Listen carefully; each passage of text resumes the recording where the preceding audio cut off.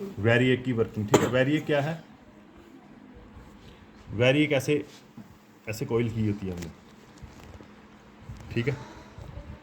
तो ये है हमारे इनपुट, क्या है? इनपुट। इधर पॉजिटिव, इधर को नेगेटिव लगा लो, ठीक है। मतलब फेस और न्यूट्रल कर लो उसको, फेस और न्यूट्रल, ठीक है। ये आ गया इनपुट। अब क्या है, आउटपुट हमें लेने के लिए, वेरिएबल आउटपुट के लिए अब इधर आएगा, ये इसके बीच में आएगा, ये दोनों के बीच में क्या है, ये बन गया आउटपुट। ये और ये मतलब ए और बी क्या है आउटपुट, ए और सी क्या है, ए और सी क्या है इनपुट, क्या है इनपुट। ए और बी क्या है output. It works just like a auto transformer. किसकी तरह काम करता है ये? वेरिएक आपको ऑटो ट्रांसफार्मर की तरह काम करता है, वेरिएबल ऑटो ट्रांसफार्मर, ठीक है। अब ये घूमता है, अब इधर देखो, इधर देखो, ये है पास लाना, ये है वेरिएक, छोटा वाला वेरिएक है, कम रेटिंग वाला, ये ज़्यादा रेटिंग वाला वेरिएक है। ये देखो इसमें पूरी कोइल लपेटी हुई है, ठीक है ना। ये कोइल ऐसे घुमाई होती है। तो इधर ये देखो, इसको ए पाथ बनाया हुआ, किसके लिए? तीसरी, ये जो टर्मिनल था ना इसके सेंटर में, ये जो एरो बनाया था मैंने इसके, ये वो है, ये वाला एरो, ठीक है। ये क्या है?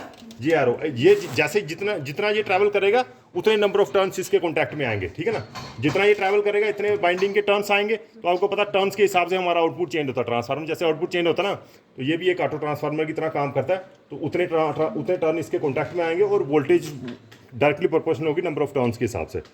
तो ये इधर होगा तो हाफ टर्न आएगा तो वोल्टेज हमारी आधी मिलेगी।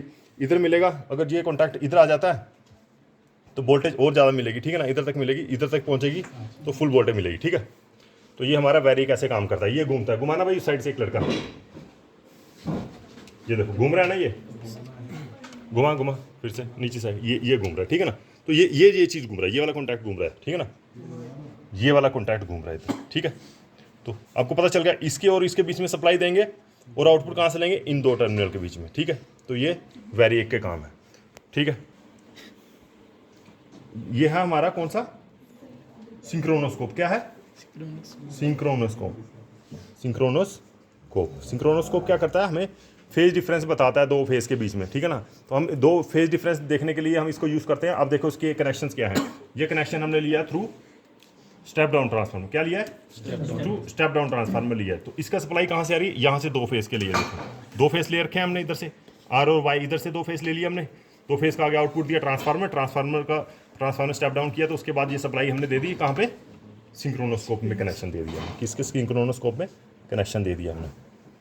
आर और वाई का, जो जनरेटर का आएगा। अब दूसरी साइड से हमने ये लोड से कनेक्शन दे रखे हैं। कहाँ से? लोड से। बाहर वाली साइड से देखो, आर वाई भी लोड के कनेक्शन दे रखे हैं। आगे स्टेप डाउन ट्रांसफार्मर आगे इस साइड हमने सप्लाई दे दी इसको। तो ये कहाँ से आया?